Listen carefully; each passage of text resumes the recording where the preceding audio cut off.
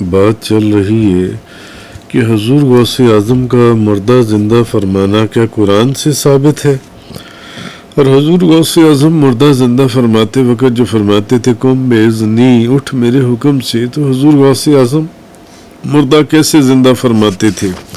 جس کے سلسلے میں ہماری ایک بیان میں نے عرض کیا تھا کہ کیا مردہ زندہ فرماتے وقت کیا غوث اعظم کی زبان پر خدا بولتا تھا جب وہ مردے کو زندہ فرماتے تھے؟ تو یہ ہمارا سارا ایک موضوع چل رہا تھا جس میں نے پچھلے بیان میں قرآن کریم میں سے 2 مثالیں دی تھیں کہ احیاء موتا، مردے کا زندہ کرنا، اس کا انکار کرنا نہ صرف جہالت بلکہ اللہ کی بارگاہ میں یہ ایک ایسی گستاخی اور بے ادبی ہے جیسے کوئی قرآن کریم میں بیان کردہ حضرت عزیر، حضرت ابراہیم، حضرت عیسیٰ یا حضرت جو دوسرے نبیوں کے واقعات آئے ہیں ان کا انکار کر دے جو ان سے ہے۔ اور جیسے کہ حضرت عزیر والا واقعہ پڑھتے ہیں کہ 100 سال کے بعد انہوں نے حضرت عزیر علیہ السلام کے اس کے اوپر اس کو زندہ کر دیا، مردہ زندہ ہو گیا جو ان سے ہے۔ تو کہنے کا ان کا دراز گوش، تو کہنے کا مقصد یہ ہے کہ حضور غوث اعظم نے تو زندہ فرمایا 12 سال کے بعد، اور انہوں نے زندہ کیا 100 سال کے بعد۔ تو 100 سال کے بعد زندہ ہونا زیادہ تعجب خیز ہے یا 12 سال کے بعد زندہ ہونا؟ جبکہ 12 سال کے اوپر اعتراض کیا جاتا ہے اور 100 سال کے اوپر اعتراض کیا اس لیے نہیں کیا جاتا کہ اس کا ذکر قرآن کریم کے اندر ہے؟ تو میں نے اس سلسلے میں 2 مثالیں آپ کے سامنے پیش کی تھی، ایک حضرت عزیر علیہ السلام کی، ایک حضرت ابراہیم علیہ السلام کی جو ان سی ہیں۔ تو اب ہم آگے چلتے ہیں۔ جیسے کہ ایک واقعہ سید عبد القادر اربلی رحمۃ اللہ علیہ نے بھی تفریح الخاطر کے اندر لکھا ہے کہ حضور غوث اعظم کا ایک اماں جی کے دریا میں ڈوبے لڑکے کو زندہ کرنا، کہ آپ نے دعا فرمائی اور عورت سے کہا کہ بی بی گھر جاؤ، لڑکا آ جائے گا۔ وہ گھر جا کر پھر واپس آئی اور کہا کہ لڑکا نہیں آیا۔ اس طرح 2 مرتبہ ہوا۔ جب تیسری مرتبہ دعا فرمائی تو لڑکا گھر واپس پہنچ گیا۔ تو حضور غوث اعظم نے محبوبیت کی حالت میں اللہ سے عرض کیا کہ اے میرے خالق و مالک، مجھے اس عورت کے آگے 2 مرتبہ شرمندہ کیوں کروایا؟ تو ہر چیز پر قادر ہے، میری پہلی دعا کے اوپر ہی اس کو زندہ کر دینا تھا۔ تو اللہ تعالیٰ کی طرف سے جواب آیا کہ اے عبد القادر، پہلی دعا پر فرشتوں نے اس کے اجزاء اکٹھے کیے، دوسری دعا کے اوپر میں نے اس کو زندہ کیا، اور تیسری مرتبہ جب تم نے دعا کی تو اس کو دریا سے نکال کر گھر پہنچا دیا۔ تو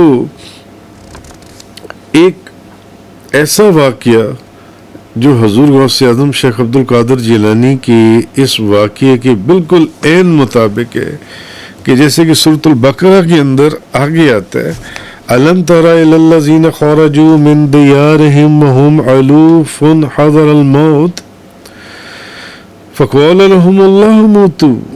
اے محبوب، کیا تم نے نہ دیکھا تھا انہیں جو اپنے گھروں سے نکلے اور وہ ہزاروں کی تعداد میں تھے موت کے ڈر سے؟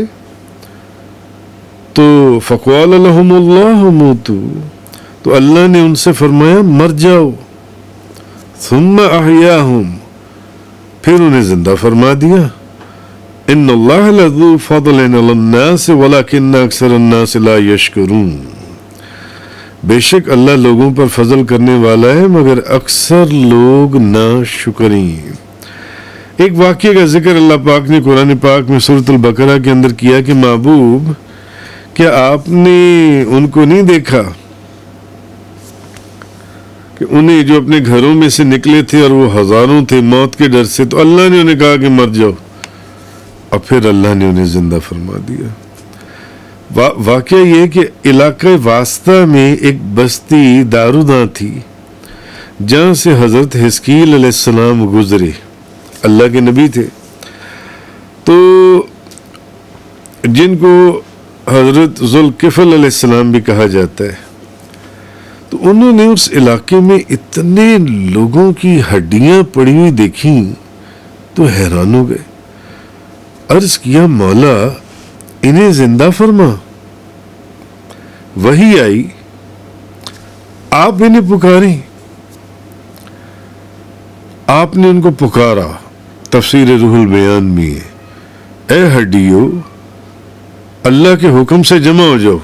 تو وہ ہڈیاں جمع ہو گئیں. پھر آپ نے فرمایا اے گلے سڑے جسمو اللہ کے حکم سے گوشت اور کھال پہن لو. آپ کا کہنا تھا کہ ان جسموں کے اوپر گوشت اور کھال آ گیا. پھر آپ نے فرمایا تیسری مرتبہ اب اللہ کے حکم سے اٹھ کر کھڑے ہو جاؤ. تو وہ سارے اللہم ربنا لک الحمد لا الہ الا انت کہتے ہوئے سب اٹھ کر کھڑے ہو گئے. تو اور پھر یہ لوگ کئی سال تک زندہ رہے. تو شیخ الحدیث علامہ فیض احمد اویسی صاحب اپنی کتاب بڑھیا کا بیڑا صفحہ نمبر 13 پر لکھتے ہیں کہ یہ واقعہ جو قرآن کے اندر بیان ہوا ہے یہ بے عین ہی حضور غوث اعظم کے واقعے کے بالکل مطابق ہے. کیونکہ حضور غوث اعظم نے فرمایا نا کہ یا اللہ تو ہر چیز پر قادر ہے، تو چاہتا تب جب میں نے پہلی دعا کی تھی تو نہیں اسی وقت ان کو زندہ کر دیتا. پھر میں وہ اماں دوسری دفعہ آئی، میں نے پھر دعا کی، وہ تیسری مرتبہ آئی، میں نے تب دعا کی. تو جواب ملا عبد القادر پہلی دعا پر فرشتوں نے ان کے اجزاء اکٹھے کیے، دوسری دفعہ ان کو زندہ کیا، تیسری دعا پر ان کو دریا سے نکالا گیا، وہ جو ڈوب کر مر چکا ہوا تھا. تو شیخ الحدیث علامہ فیض احمد اویسی صاحب فرماتے ہیں اپنی کتاب کے اندر کہ یہ واقعہ بے عین ہی حضرت قرآن پاک کے اس واقعے کی طرح ہے، جیسے کہ روح البیان کے اندر ہے کہ تفسیر روح البیان کے اندر کہ انہوں نے اللہ نے فرمایا آپ فرمائیں نا حضرت ذوالکفل کو، آپ کہیں ان کو اٹھ کے کھڑے ہو. تو انہوں نے کہا اے ہڈیو اللہ کے حکم سے جمع ہو جاؤ. وہ جمع ہو گئی. انہوں نے کہا اے گلے سڑے جسمو اللہ کے حکم سے گوشت اور کھال پہن لو. آپ نے اتنا کہا تو گوشت اور کھال ان کے اوپر آ گیا. پھر آپ نے تیسری مرتبہ فرمایا اب اللہ کے حکم سے اٹھ کر کھڑے ہو جاؤ. تو وہ سارے اللہم ربنا لک الحمد لا الہ الا انت کہتے ہوئے اٹھ کر کھڑے ہو گئے جو ان سے. بہرحال اسی طرح حضرت موسیٰ علیہ السلام اور سامری والے واقعے کو دیکھ لیں. جب حضرت موسیٰ علیہ السلام نے سامری سے پوچھا قال فما خطبک یا سامریش، سورۃ طٰہٰ آیت نمبر 95، موسیٰ علیہ السلام نے سامری سے پوچھا اے سامری تیرا کیا حال ہے، اب بتا تیرا کیا حال ہے. تو اس نے کہا حضرت موسیٰ علیہ السلام کو، اس نے کہا جب فرعون کے غرق ہونے کا وقت آیا نا، جب فرعون کو اللہ دریائے نیل میں سمندر میں اس دریا میں غرق کر رہا تھا، تو میں نے وہ کچھ دیکھا جو لوگوں نے نہیں دیکھا. سامری نے موسیٰ علیہ السلام کو کہا میری آنکھ نے وہ دیکھا اس وقت کسی اور کی توجہ جو کسی اور نے نہیں دیکھا. قال بصرت بما لم يبصروا به فقبضت قبضة من اثر الرسول فنبذتها وكذلك سولت لي نفسي.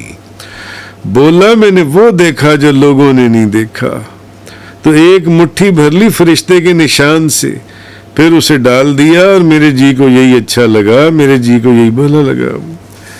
یعنی سامری نے کہا موسیٰ اب جبریل علیہ السلام کی گھوڑی جہاں قدم رکھتی تھی، اب یہ قرآن ہے، سامری نے کہا جبریل علیہ السلام کی گھوڑی جہاں قدم رکھتی تھی وہ جگہ سبز ہو جاتی تھی، بنجر جگہ، چٹیل جگہ، ریگستان. وہ جہاں اس کی حضرت جبریل علیہ السلام کی گھوڑی جس کے اوپر جبریل علیہ السلام تھے گھوڑی قدم رکھتی تھی، وہ جگہ جب وہ قدم اٹھاتی تھی تو وہ جگہ سب سرسبز و شاداب ہوتی تھی جو ان سے. یہ کہنے لگا موسیٰ میں نے وہاں سے مٹی اٹھا لی. میں نے وہ جگہ دیکھ لی جس جگہ جبریل علیہ السلام کی گھوڑی کے پاؤں لگے تھے.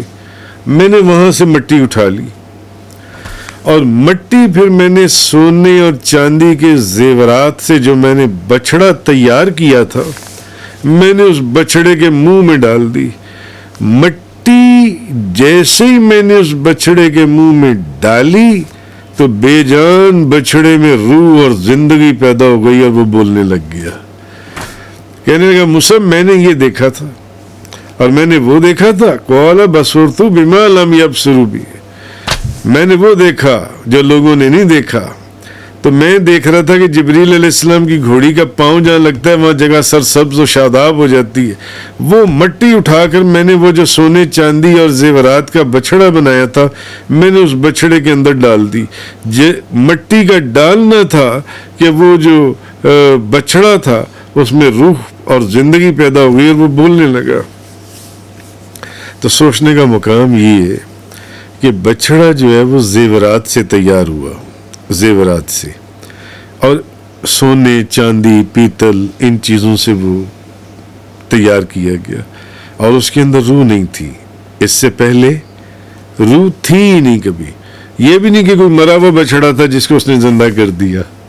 ایک تو ہے کہ بھئی مرا ہوا بچڑا اس نے زندہ کر دیا جس میں پہلے کبھی روح تھی, مر گیا تھا, زندہ کر دیا.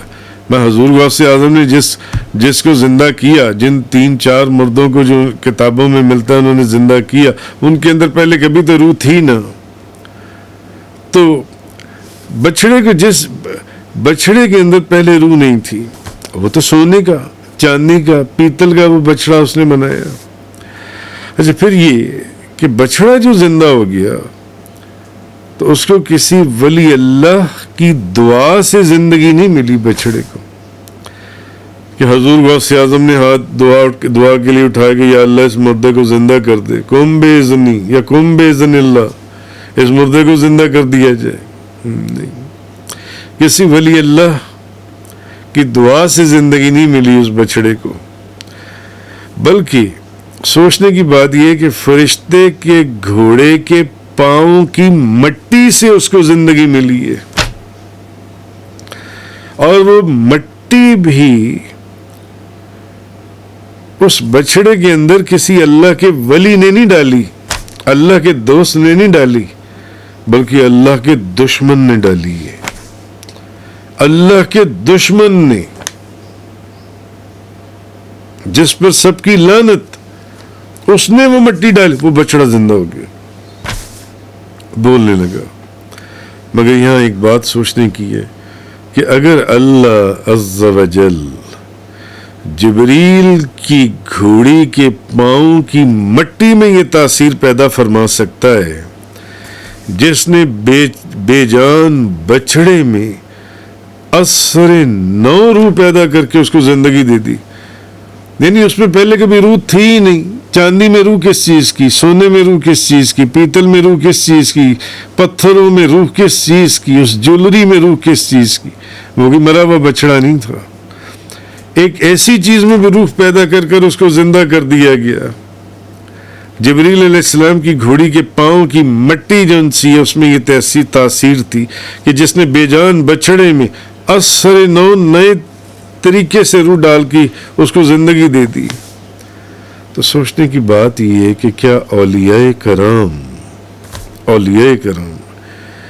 جن کے متعلق حدیث میں کہ نبی پاک صلی اللہ علیہ وسلم نے فرمایا لو اقسم علی اللہ لابر, وہ اگر کسی چیز پر قسم کھا لے تو اللہ ضرور اس کی قسم کو سچا کر دے گا.